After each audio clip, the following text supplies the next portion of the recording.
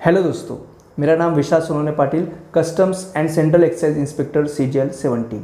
ये होकैप का जो अपना ये जो कोर्स है, इसको यदि आपको अच्छे से करना है ना, तो डिस्क्रिप्शन बॉक्स में one word substitution, idiom phrases, then Barron का लिस्ट, देन फ्रेजल वर्ब, इन चारों का PDF लिंक आपको वहाँ पे मिलेगा।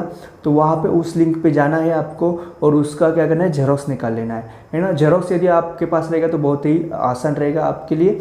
और यहाँ पे जो वीडियो चलेगा वहाँ पे तो आपको PDF मतलब वो दिखेगी कि आप कौन से वन वर्ड कर रहे हैं, कौन से इडियम कर रहे हैं। लेकिन आप यदि जेरोक्स आपके पास रहेंगे तो बहुत ही अच्छी बात है, ठीक है। और यदि वहाँ से आपको एक्सेस नहीं होगा तो टेलीग्राम पे विशाल सर सेंट्रल एक्साइज सर्च कर लेना, वहाँ पे आपको PDF मिल जाएगा, ठीक है। तो ऐसे आपको उसका जेरोक्स निकालना है अच्छे से और कर लेना है, ठीक है। हर रोज 10 वन वर्ड, 10 इडियम फ्रेजेस और 10 वर्ड्स होंगे बैरन के लिस्ट से और 5 फ्रेजल वर्ब रहेंगे। ऐसे यदि आप हर रोज पढ़ाई करोगे तो ही आपका होकैप अच्छे से 6 मंथ में हो जाएगा, नहीं तो होकैप करना बहुत ही मुश्किल होता है ना। तो अच्छे से इसको होकैप करना है और फिर आपको उसको अच्छे से रिवाइज भी करना है। और शाम को 5 बजे अपने टेलीग्राम ग्रुप पे आपको एग्ज़ाम देना है आज के पर्टिकुलर होकैप का। तो ऐसे मतलब आप यहाँ पे अच्छे से होकैप पढ़ लोगे फिर एग्ज़ाम दोगे, तो ऐसे करोगे ना तो बहुत ही अच्छे से आपका होकैप होने वाला। यही बेस्ट वे है होकैप करने का, ठीक है। और यार प्लीज़ यदि आपको ये ऑडियो ये जो आएगा अभी यदि पसंद आता है ना, प्लीज़ वीडियो को लाइक, कमेंट और शेयर करना है, क्योंकि जो कमेंट्स होती है मुझे उससे पता चलता है कि मैं कितने बच्चों के लिए एफर्ट्स कर रहा हूँ, कितने स्टूडेंट्स को मैं पढ़ा रहा हूँ। तो ये बहुत ही इंपॉर्टेंट है, वीडियो को लाइक और कमेंट करना, ठीक है। फिर ऑडियो अपना स्टार्ट कर देते हैं। तो देखो, हमने कल कैवेलियर तक पढ़ लिया था। अभी हमारा फर्स्ट वर्ड है कैवेलरी। कैवेलरी हमारा फर्स्ट वर्ड है। पेज नंबर 31 जो है ना PDF का, पेज नंबर जो नीचे दिखेगा आपको राइट हैंड साइड में नीचे, पेज नंबर 31 जो है वहाँ से हमारा स्टार्ट है। और मैं जहाँ पे ये ऑडियो वहीं पे मैं फर्स्ट वर्ड वहाँ पे डाल दूंगा, मतलब कैवेलरी डाल दूंगा, तो आपको पता चल जाएगा कि ये पर्टिकुलर ऑडियो में कैवेलरी से स्टार्ट है। तो देखो, कैवेलरी क्या होता है? Soldiers who fight on horse back, यानी घुड़सवार सेना, है ना। मतलब घोड़ों पे जो होते हैं ना सोल्जर्स, जो घोड़ों पे बैठ के वो लड़ाई लड़ते हैं, उन्हीं को क्या बोला जाता है? कैवेलरी बोला जाता है। लेकिन अभी तो कैवेलरी नहीं रही ना, मतलब अभी तो हम हॉर्सेस यूज़ ही नहीं करते हैं आर्मी में। तो फिर अभी क्या होता है, जो मॉडर्न आर्मी होती है ना, वो जो हेवीली प्रोटेक्टेड व्हीकल्स होते हैं ना, जो व्हीकल्स होते हैं जो कि हेवीली प्रोटेक्टेड है ना, उन व्हीकल्स में जो सोल्जर्स होते हैं, जो मॉडर्न आर्मी जो होती है ना, उसको कैवेलरी बोला जाता है। तो मॉडर्न टर्म में कैवेलरी उसके लिए यूज किया जाता है, हेवीली प्रोटेक्टेड व्हीकल्स में जो रहते हैं उनको। और हिस्ट्री या पुराने ज़माने में जो घोड़सवार होते थे, जो हॉर्स पे जो आर्मी रहती थी, उसको कैवेलरी बोला जाता था। नेक्स्ट वर्ड है कवोट। कवोट CAVORT, कवोट यानी जंप और डांस अराउंड एक्साइटेडली, यानी ऊर्जा से उछल कूद करना। मतलब आप बहुत ही एक्साइटमेंट में बहुत आप जंप कर रहे हो, डांस कर रहे हो, उछल कूद कर रहे हो, तो आप क्या कर रहे हो? कवोट कर रहे हो, ठीक है। बहुत ही आसान वर्ड है कवोट, यानी जंप और डांस अराउंड एक्साइटेडली, ऊर्जा से उछल कूद करना। देन नेक्स्ट वर्ड है सीज फायर।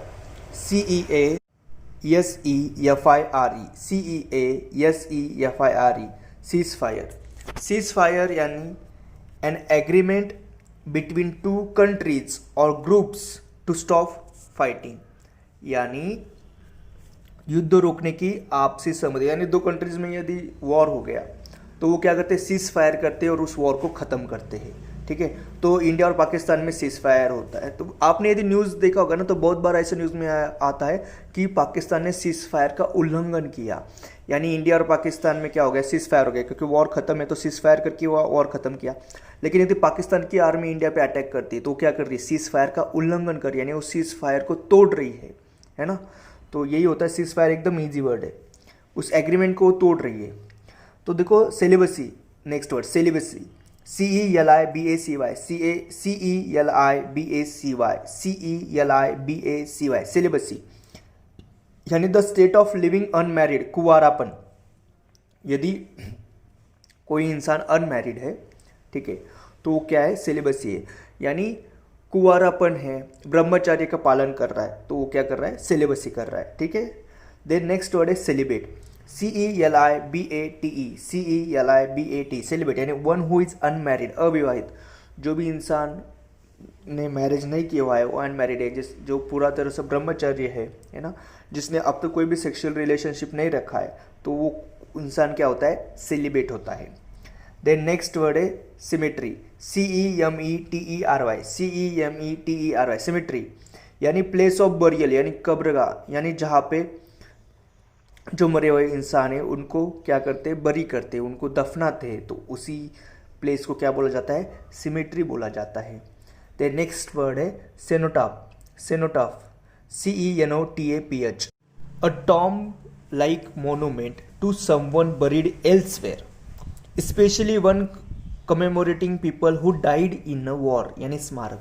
देखो सेनोटाफ क्या होता है, एक टॉम लाइक मोनूमेंट होता है, कुछ भी हो सकता है, बिल्डिंग हो सकती है, कुछ भी हो सकता है ना। वो उन लोगों के लिए होता है जिन लोगों ने वो वॉर में उनकी मृत्यु हुई थी, युद्ध में, मतलब सोल्जर्स, ऐसे लोग, ठीक है, उनकी वॉर में मृत्यु हो गई थी, लेकिन उनको दफनाया अलग जगह पे गया था, लेकिन उन सब के लिए एक सेनोटाफ बनाया जाता है कहीं पे भी। सारे देखो सोल्जर्स यदि हमारे मरते हैं वॉर में, है ना, शहीद हो जाते हैं, तो उनको तो उनके गांव में दफनाया जाएगा या जलाया जाएगा, उनके गांव में उनका अंत्य संस्कार हो जाएगा उनके गांव में। लेकिन फिर हर जगह पे सेनोटाफ मतलब नहीं बना, इसलिए एक जगह पे पूरे जितने भी हमारे सोल्जर्स हैं, तो मतलब कोई भी हमारी इंडिया के लोग फिर वहाँ पे जाके उन सारे सैनिकों को क्या देते हैं, श्रद्धांजलि देते हैं, या उनकी याद रखने के लिए वहाँ पे एक मोनूमेंट बनाया जाता है ना।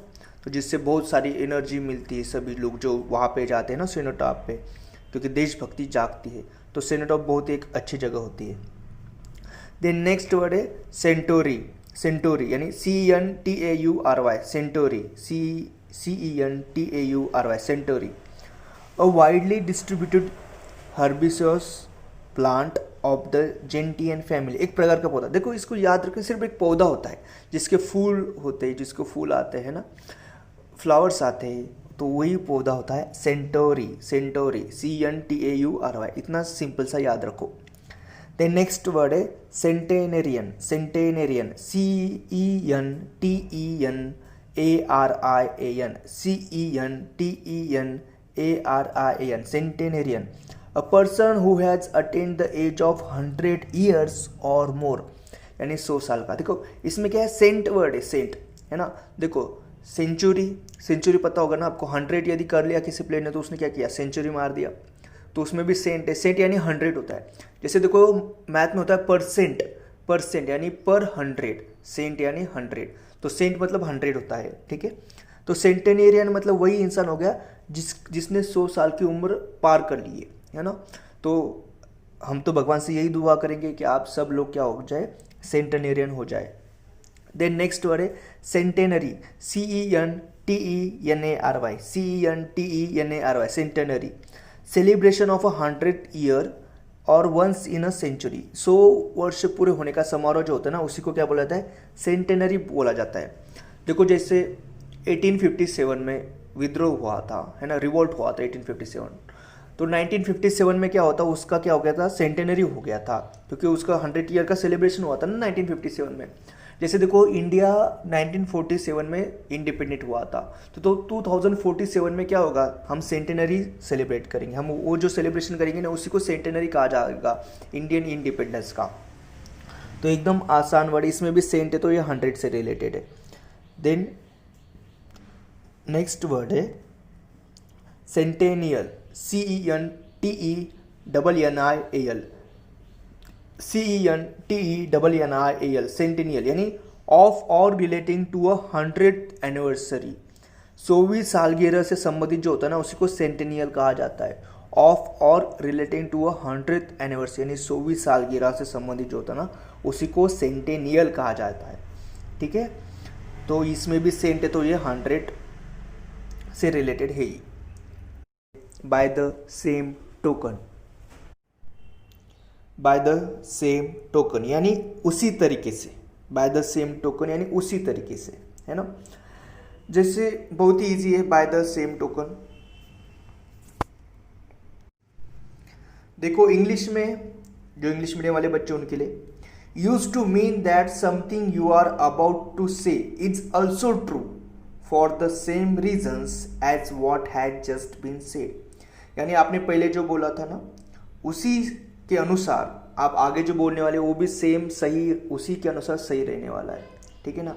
यानी उसी तरीके से जो पहले बोला था उसी तरीके से आगे वाला भी सच है।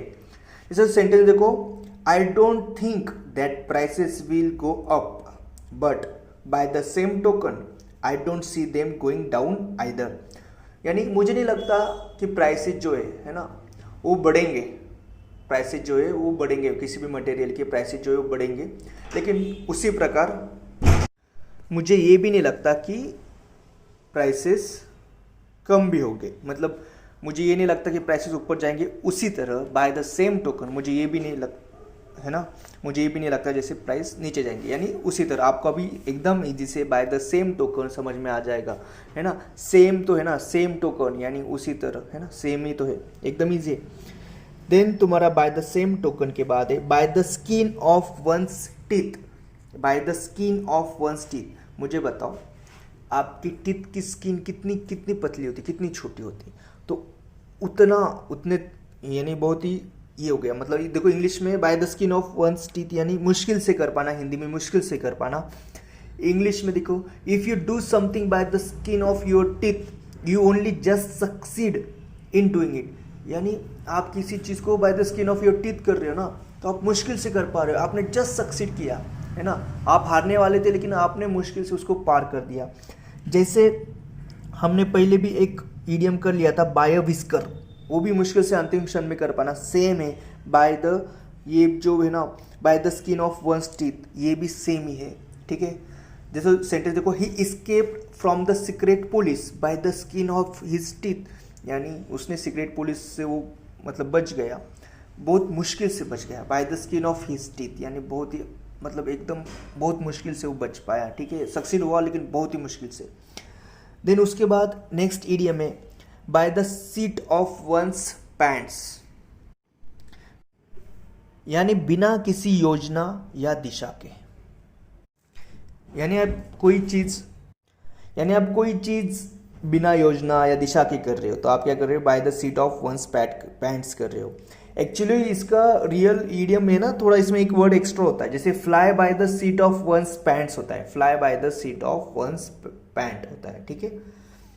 देखो सेंटेंस, आई नो, जैसे इंग्लिश में मैं पहले बता देता हूँ, विदाउट अ क्लियर प्लान और डायरेक्शन, है ना, by the seat of one's pants यानी विदाउट अ क्लियर प्लान और डायरेक्शन। इंग्लिश देखो, इसका सेंटेंस देखो, I know my parents think that I am just flying bye the seat of my pants ever since I dropped out of college. यानी मुझे पता है मेरे पेरेंट्स ऐसा सोचते कि मैं किसी बिना योजना या दिशा के काम कर रहा हूँ जब से मैं ड्रॉप आउट हो गया कॉलेज से, यानी मैंने कॉलेज छोड़ दिया है ना, मैं फेल हो गया तो मैं ड्रॉप आउट हो गया कॉलेज से, तब से। अभी इसके बाद हमारे सी वाले ईडियम्स चल रहे हैं। तो सबसे पहला हमारा सी वाला ईडियम है call a spade a spade. Call a spade a spade यानी स्पष्ट रूप से सच्चाई बता देना, यानी इंग्लिश में टू से the truth about something even if it is not polite और प्लीजेंट। यानी कोई ट्रूथ आप बता देना, इवन वो मतलब अच्छा नहीं है लेकिन आप बता दे रहे हो, मतलब आप कॉल अ स्पेड यानी आप बता दे रहे हो बस, ठीक है। अच्छा हो बुरा हो लेकिन ट्रूथ तो है ना। जैसे आपका कोई दोस्त गलती कर रहा है, आप उसको बता दिया कि भाई तू गलत कर रहा है, तो आप क्या कर रहे हो, कॉल अ स्पेड कर रहे हो, सिंपल सी बात है। देन नेक्स्ट वर्ड है call in question. Call in question यानी किसी बात का विरोध करना या संदेह व्यक्त करना, है ना। किसी बात को विरोध करना या आप किसी बात पे संदेह व्यक्त कर रहे हो तो आप क्या कर रहे हो, कॉल इन क्वेश्चन कर रहे हो। जैसे मीनिंग देखो, इंग्लिश में आप किसी बात को चैलेंज कर रहे हो या आप एक्सप्रेस कर रहे हो आपका डाउट, उस बात के प्रति आप आपका डाउट एक्सप्रेस कर रहे हो तो आप क्या कर रहे हो, कॉल इन क्वेश्चन कर रहे हो। सेंटेंस देखो, whatever else one may say of him no one dare call in question his honesty of purpose. यानी कोई उसको कुछ भी बोले लेकिन कोई भी ये नहीं बोल सकता, मतलब कोई भी ये चीज़ को डेयर नहीं कर सकता, कोई भी आदमी उसके ऑनेस्टी के ऊपर संदेह नहीं कर सकता, उसके ऑनेस्टी के ऊपर डाउट नहीं कर सकता, ठीक है। तो कॉल इन क्वेश्चन भी एकदम इजी से हो गया। देन नेक्स्ट ईडियम है call it day. Call it day यानी कार्य को उस दिन के लिए स्थगित कर देना। कॉल इट डे यानी कार्य को उस दिन के लिए स्थगित कर देना। इंग्लिश में to decide to stop doing something. To decide to stop doing something यानी उस दिन के लिए आप काम खत्म कर दिया। सेंटेंस देखो, let's call it day, I am exhausted, यानी बस अभी काम करना आज के दिन के लिए बंद कर दो, मैं बहुत एग्जॉस्ट हो चुका हूँ। देन नेक्स्ट वर्ड है call the shots. Call the shots यानी प्रभावी होना एवं निर्देश देना लोगों को। कॉल द शॉट्स यानी प्रभावी होना एवं निर्देश देना, ठीक है। यानी ऐसे पोजीशन में होना, जैसे इंग्लिश में to be in the position of being able to make the decisions that will influence the situation. यानी आप ऐसे पोजीशन में होना जहाँ से आपकी डिसीजन जो है ना वो इन्फ्लुएंस करते, मतलब आप क्या कर रहे हो, कॉल द शॉट्स कर रहे हैं, यानी प्रभावी होना, यानी आप निर्देश दे रहे हो दूसरे लोगों को, है ना। जैसे बॉस होते हैं, बॉस क्या करते हैं, कॉल द शॉट्स करते हैं। सेंटेंस देखो, you are the boss here, you get to call the shots, यानी आप यहाँ के बॉस हो तो आपको प्रभावी होना पड़ेगा, आपको निर्देश देना पड़ेगा लोगों को, ठीक है, कि कैसे काम करना है, क्या नहीं करना है। नेक्स्ट ईडियम है कैपिटल पनिशमेंट। कैपिटल पनिशमेंट एकदम इजी है, यानी मृत्यु दंड, है ना, यानी punishment by death as ordered by a legal system English में, है ना। जैसे देखो निर्भया केस हुआ था, उसमें जो भी दोषी है उनको कैपिटल पनिशमेंट दे दिया है, ठीक है, मृत्यु दंड दे दिया है। देन तुम्हारा नेक्स्ट ईडियम है carrot and stick. Carrot and stick यानी कैरट यानी गाजर, स्टिक यानी लाठी से मारना। तो कैरट एंड स्टिक यानी प्रोत्साहन देना अच्छे काम के लिए और दंड देना बुरे काम के लिए, है ना। यानी इंग्लिश में a system in which you are rewarded for some actions and threaten with punishment for others. यानी कोई आपने अच्छा काम कर लिया तो आपको रिवॉर्ड मिलेगा, और आपने कोई बुरा काम कर दिया तो आपको पनिशमेंट मिलेगा। सेंटेंस देखो, sometimes I just have to resort to the carrot and stick approach with my children. ये माँ बोल रही है, कभी कभी मुझे कैरट एंड स्टिक अप्रोच से जाना पड़ेगा मेरे चिल्ड्रन को अच्छे से उसकी देखभाल करने के लिए, क्योंकि उसने अच्छा काम कर दिया तो मैं उसको रिवॉर्ड दूंगी, यदि उसने बुरा काम कर दिया तो पनिशमेंट मिलेगा। ये होता है कैरट एंड स्टिक। नेक्स्ट होता है idiom carry the ball. Carry the ball यानी किसी काम में इंचार्ज में होना। कैरी द बॉल यानी किसी काम में क्या कर रहे हो आप, इंचार्ज में हो, ठीक है। जैसे इंग्लिश में be responsible for getting something done, यानी कुछ चीज़ जो कंप्लीट करना है उसके लिए आप रिस्पॉन्सिबल हो, है ना। आप कैरी द बॉल कर रहे हो यानी आप इंचार्ज में हो, ठीक है। तो एकदम अच्छे से हमारी ईडियम्स भी अभी खत्म हो गए। कल हमने एंटीसीड तक पढ़ लिया था, अभी हम एंटीसीडेंट्स पढ़ने वाले थे, ठीक है। ANTECEDENTS antecedents. और जहाँ पे आप ये ऑडियो सुनोगे ना वहीं पे मैं एंटीसीडेंट्स ये वर्ड वहाँ पे मैं डाल दूंगा, यानी आपको पता चल जाएगा कि ये पर्टिकुलर ऑडियो एंटीसीडेंट से स्टार्ट होने वाली है। तो ANTECEDENTS एंटीसीडेंट्स यानी प्रीसीडिंग इवेंट्स और circumstances that influence what comes later, ठीक है। और दूसरा मीनिंग होता है एंसेस्टर्स और अर्ली बैकग्राउंड। तो एंसीडेंट्स एकदम इजी वर्ड है। देखो क्या होता है, एक कोई अन्य जो घटना होती है जो किसी से पहले होने वाली घटना, है ना, यानी अ थिंग और इवेंट दैट एग्जिस्ट और comes before another and may have influence it, यानी दो घटना ही है। उसमें एक घटना पहले हुई है, दूसरी घटना बाद में हुई। तो पहली घटना तो घट गई लेकिन उसने दूसरी घटना पे इफेक्ट डाला है, इन्फ्लुएंस किया है, तो वो घटना कैसी होगी, एंसीडेंट्स होगी, एंटीसीडेंट्स हो गई, ठीक है, एंटीसीडेंट्स हो गई, ठीक है। और दूसरा उसका मीनिंग होता है जो पूर्वज होते हैं ना हमारे, उनको भी हम एंटीसीडेंट कहते हैं, ठीक है, एंटीसीडेंट कहते हैं, एंटीसीडेंट कहते हैं उनको भी, जो पूर्वज होते हैं उनको भी एंटीसीडेंट कहते हैं। और जो मैंने जैसे बताया पहली घटना जो दूसरी घटना को इन्फ्लुएंस करती है उस घटना को भी क्या बोलते हैं, एंटीसीडेंट्स कहते हैं, ठीक है। देन नेक्स्ट वर्ड है एंटेडिलुवियन, ठीक है। स्पेलिंग देखो, ANTEDILUVIAN,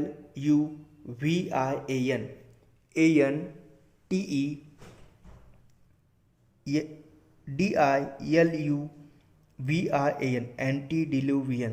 देखो मतलब क्या होता है, एंटिक्विटेड या एक्सट्रीमली एंशियंट। एंटिक्विटेड यानी एक्सट्रीमली एंशियंट, जो बहुत ही पुराना हो ना, उसको एंटीडिलुवियन कहा जाता है। ठीक है, यानी देखो मतलब एक्चुअली इसका क्या होता है, ये कहाँ से वर्ड आया पता है, जो बाइबल है ना, बाइबल बुक में फ्लड का डिस्क्रिप्शन दिया हुआ है कि बहुत बड़ा फ्लड आया था पूरे वर्ल्ड में, है ना। तो उस फ्लड के पहले वाला जो होता है ना पीरियड, उसको एंटीडिलुवियन पीरियड माना जाता है बाइबल में। तो यही से बाइबल से ये वर्ड आया है एंटीडिलुवियन। ठीक है, इसको याद कैसे रखना है, देखो एंट, एंट यानी क्या हो गया, अपोजिट हो गया। उसके बाद आया डिल, डिल यानी दिल, है ना, दिल, है ना। उसके बाद आ गया लव, है ना। तो जो दिल या लव के अगेंस्ट है, तो पुराने ख्याल के आदमी हो गए ना वो, तो इसी से एंटीडिलुवियन यानी पूरा बहुत ही एंशियंट, है ना, बहुत ही पुराना, तो हो गया एंटीडिलुवियन। देखो सेंटेंस देखो इसका, he has antediluvian notions about the role of women in the work place. यानी कोई आदमी, उसके एंटीडिलुवियन नोशंस यानी उसके बहुत ही पुराने ख्याल है कि महिला कोई जो भी है, वुमन कोई जो भी है ऑफिस में, उसने कैसे रहना चाहिए, कैसे वर्क करना चाहिए। तो एंटीडिलुवियन आपको बहुत ही अच्छे से समझ में आ गया। नेक्स्ट वर्ड है एंथम, ANTHEM, एंथम। एंथम यानी सॉन्ग ऑफ प्रेज और पेट्रियटिज्म, एक नाउन फॉर्म है। एंथम तो आपको पता ही है, हम बचपन से नेशनल एंथम ही गाते आए हैं, है ना। तो बहुत ही आपको अच्छे से पता है कि एंथम क्या होता है। नेक्स्ट वर्ड है एंथोलॉजी, ANTHOLOGY, ANTHOLOGY, एंथोलॉजी एक नाउन फॉर्म है, यानी book of literary selections by various authors. यानी एक ऐसा बुक होता है जिसमें सिमिलर फॉर्म या सिमिलर सब्जेक्ट के वर्क होते हैं। ठीक है, लेकिन वो अलग अलग ऑथर्स के होते हैं, अलग अलग लेखकों के होते हैं। ठीक है, एक ही टाइप का वहाँ पे आपको नॉलेज मिलेगा, एक ही टाइप का आपको वर्क मिलेगा, लेकिन अलग अलग ऑथर्स के वो होते हैं। तो उस बुक को क्या कहा जाएगा, एंथोलॉजी कहा जाएगा। सेंटेंस देखो, the anthology of science fiction was compiled by the late Isaac Asimov. यानी साइंस फिक्शन का एंथोलॉजी, यानी उस बुक में सिर्फ साइंस फिक्शन ही आपको मिलेगा। उसको कंपाइल किया था एक साइंटिस्ट ने कंपाइल किया था, जिसका नाम है आइजैक, है ना। यानी वहाँ पे उस बुक में अलग अलग ऑथर्स के साइंस फिक्शन के थॉट्स या कुछ भी काम हो गए, लेकिन कंपाइल एक आदमी ने किया था, वो अलग बात है। तो एकदम इजी वर्ड है एंथोलॉजी। ठीक है, इसको याद कैसे रखना है, देखो एंथोलॉजी में एंथम आ रहा है, देन लॉज आ रहा है। लॉज यानी एक बुक होती है जिसमें सब होता है, उसको लॉज कहा जाता है। और एंथम भी एक लिटरेरी वर्क ही है ना, है ना। एंथम भी तो एक लिटरेरी वर्क है, तो आप उस हिसाब से एंथोलॉजी को याद रख सकते हो। देन तुम्हारा नेक्स्ट वर्ड है, अभी जो आगे 4 वर्ड्स है ना, वो बहुत ही इजी वर्ड है, क्योंकि मैं उसका एक सिंपल सा आपको ट्रिक बता दूंगा ना, तो आपको बहुत सारे ये 4 वर्ड्स बहुत इजी लगेंगे। देखो जैसे नेक्स्ट वर्ड है तुम्हारा एंथ्रोपोसेंट्रिक, एंथ्रोपोसेंट्रिक, ANTHROPOCENTRIC, एंथ्रोपोसेंट्रिक एक एडजेक्टिव फॉर्म है। तो regarding human being as the centre of the universe, ये एंथ्रोपोसेंट्रिक का मीनिंग है। यानी ह्यूमन बीइंग जो होता है, यानी जो आदमी जो होता है, उसको क्या बोला गया है कि सेंटर का यूनिवर्स है, सॉरी यूनिवर्स का सेंटर है। ठीक है, तो वो क्या हो गया, एंथ्रोपोसेंट्रिक हो गया।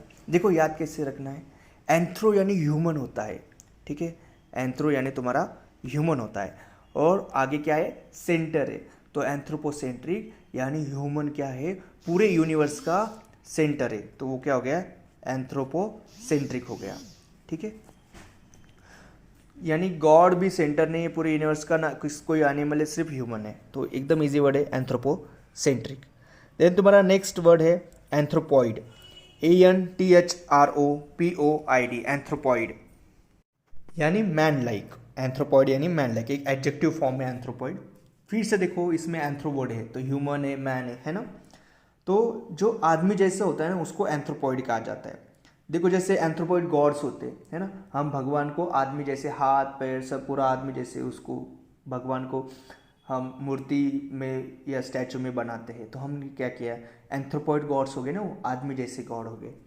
देन देखो तुम्हारा नेक्स्ट वर्ड है anthropologist, ANTHROPOLOGIST, anthropologist noun form है, यानी a student of the history and science of Mankind.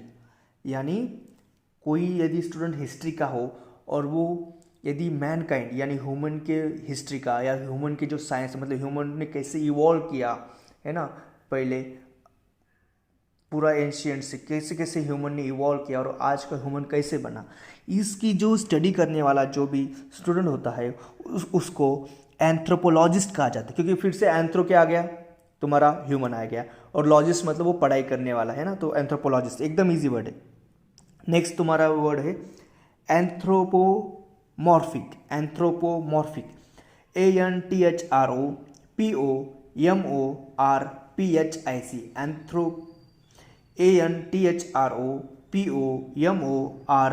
ANTHROPOMORPHIC, anthropomorphic एक नाउन फॉर्म है, सॉरी एडजेक्टिव फॉर्म है, यानी हैविंग ह्यूमन फॉर्म और कैरेक्टरिस्टिक्स है ना। तो एंथ्रोपोमॉर्फिक यानी जिसमें क्या है, ह्यूमन के कैरेक्टरिस्टिक्स होते हैं, उसको क्या बोला जाता है, एंथ्रोपोमॉर्फिक बोला जाता है। जैसे एंथ्रोपोमॉर्फिक मंकीज होते हैं ना, कोई मंकी होता है उसमें क्या ह्यूमन के कैरेक्टरिस्टिक्स होते हैं ना, इसीलिए तो जो भी वैक्सीन होता है तो मंकी पे ही यूज़ किया जाता है, क्योंकि उसमें ह्यूमन के कैरेक्टरिस्टिक्स होते हैं, है ना। तो इसमें भी फिर से क्या आ गया, एंथ्रो वर्ड यानी ह्यूमन से रिलेटेड है, मॉर्फिक यानी उसके तरह उसके कैरेक्टरिस्टिक्स होना, तो एंथ्रोपोमॉर्फिक यानी ह्यूमन के कैरेक्टरिस्टिक्स होना, एकदम इजी वर्ड है एंथ्रोपोमॉर्फिक। देखो ये जो चार वर्ड्स है ना, एंथ्रोपोसेंट्रिक, एंथ्रोपॉइड, एंथ्रोपोलॉजिस्ट, एंथ्रोपोमॉर्फिक, वैसे तो बहुत डिफिकल्ट लग रहे थे, लेकिन हमें एंथ्रो पता चल गया, ह्यूमन तो एकदम आसान वर्ड बन गया अभी, ठीक है। अभी नेक्स्ट वर्ड देखना एंटी क्लाइमेक्स, एंटी क्लाइमेक्स यानी एक नाउन फॉर्म है, यानी लेट डाउन इन थॉट और इमोशंस, यानी एक इवेंट जो होगा जो लेस एक्साइटिंग था, जो हमने एक्सपेक्ट किया था, तो कि बहुत ही एक्साइटमेंट होगा उस इवेंट में, लेकिन एंटी क्लाइमेक्स में क्या हो गया, वो लेस एक्साइटिंग था, हमें जितना सोचा था उतना वो एक्साइटिंग नहीं था, तो वो इवेंट क्या हो जाता है, एंटी क्लाइमेक्स हो जाता है, एक नाउन फॉर्म है, ठीक है। सेंटेंस देखो, after the fine performance in the first act the rest of the play was an anti climax, यानी पहला परफॉर्मेंस बहुत बड़ा हो गया, बहुत अच्छा हो गया, बस्ट हो गया, लेकिन उसके बाद की जो परफॉर्मेंस हो गए ना वो कैसे थे, एंटी मतलब इतने अच्छे नहीं थे, इसकी वजह से वो क्या हो गया, एंटी क्लाइमेक्स हो गए, है ना। क्योंकि पहले परफॉर्मेंस से ऐसा लगा कि अभी बहुत ही अच्छा आगे परफॉर्मेंस सब होने वाले हैं, लेकिन ये आगे वाले परफॉर्मेंस इतने अच्छे नहीं हुए, इसकी वजह से वो क्या हो गया, एंटी क्लाइमेक्स हो गया। एक्सपेक्ट हमने बहुत बड़ा किया था, अच्छा किया था, लेकिन इतना अच्छा नहीं हुआ। अभी हमारा नेक्स्ट फ्रेजल वर्ब है enter into, enter into 96th phrasal verb enter into, यानी टू स्टार्ट और गेट इन्वॉल्व इन, यानी किसी कार्य में सम्मिलित हो जाना, है ना, स्टार्ट कर देना किसी कार्य को, तो वो क्या हो गया, एंटर इनटू हो गया। You are advised not to enter into this agreement, यानी आपको एडवाइस दिया जा रहा है कि प्लीज़ ये जो एग्रीमेंट है ना उसमें इन्वॉल्व मत हो, एंटर इनटू मत करो, स्टार्ट मत करो, है ना, इन्वॉल्व मत हो इस एग्रीमेंट में। 97th फ्रेजल वर्ब है fall apart, FALL, fall apart, यानी टू ब्रेक इनटू पीसेस, यानी बिखर जाना, तो क्या हो गया, फॉल अपार्ट हो गया, है ना। सेंटेंस देखो, every part of this movement is falling apart, यानी कोई तो एक मूवमेंट चला था अच्छे से, लेकिन अभी वो मूवमेंट बिखर गया है, बिखर रहा है ना, फॉलिंग अपार्ट हो रहा है। नेक्स्ट फ्रेजल वर्ब है फॉल बैक यानी टू रिट्रेट, यानी पीछे हट जाना, फॉल बैक यानी पीछे हट जाना। सेंटेंस देखो, the invading army was force to fall back due to continuous firing, यानी कोई तो आर्मी जा रही थी आगे, लेकिन कंटिन्यूस फायरिंग होने के कारण क्या हो गया, उस आर्मी को रिट्रीट करना पड़ा, पीछे हटना पड़ा, फॉल बैक करना पड़ा। नेक्स्ट फ्रेजल वर्ब है फॉल बैक ऑन, यानी to use as a last resort, कठिनाई के समय में किसी चीज़ की सहायता लेना, तो आप क्या कर रहे हैं, फॉल बैक ऑन कर रहे हैं। एग्जाम्पल देखो, I have no one to fall back on, यानी मेरे पास ऐसा कोई नहीं है जिसके पास मैं कठिनाई के समय में जा सकूँ, उसकी सहायता ले सकूँ, है ना, फॉल बैक ऑन आपको पता चल गया। नेक्स्ट फ्रेजल वर्ब है फॉल फ्लैट। फॉल फ्लैट यानी fail to produce any effect. Fall flat यानी fail to produce any effect यानी कोई असर पैदा न करना, इसी को क्या कहा जाता है? फॉल फ्लैट कहा जाता है। सेंटेंस देखो, his advice fail flat on us, यानी उसकी जो एडवाइस है ना उससे हमें हमारे ऊपर कोई भी असर नहीं पड़ा, फॉल फ्लैट हो गया है ना। तो देखो फ्रेजल वर्ब भी हमारे कंप्लीट हो गए, पूरे के पूरे हमारे वोकैब कंप्लीट हो गया। अच्छे से आप पढ़ाई करते रहो एकदम बढ़िया तरीके से, ठीक है। फिर थैंक यू सो मच।